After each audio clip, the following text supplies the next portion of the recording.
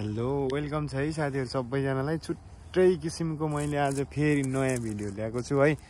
म आफै अचम्म परेको छु, त्यसैले हजुरहरुलाई पनि देखाम भनेर म भिडियो बनाएको है साथीहरु।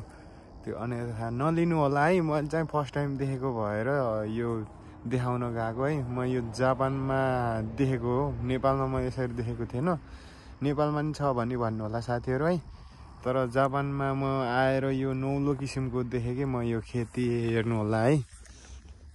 यो जुन पनि धान देख्नु भएको छ हजुरहरुले है, यो धान चाहिँ एकचोटी काटिसकेको धान फेरि पनि त्यहीबाट पलाएर फेरि सेकेन्ड चोटीको भएको छ के। हजुरहरुलाई देखाउन चाहन्छु। देख्न सक्नुहुन्छ यो काटिसकेको धान छ है। अनि एकचोटी काटिसकेको धान फेरि पनि यस्तरी धान भएछ के। हेर्नु न, एकचोटी काटिसकेको धानलाई फेरि पनि मजाले हेर्नु त साथीहरु, फेरि यहाँ कस्तो राम्रोसँग भएको छ के। यो म अचम्मै माने, एक दुई चोटी हुँदो रहेछ कि क्या हो।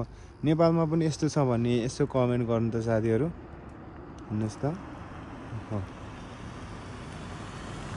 भ्यू चाहिँ बब्बाल छ।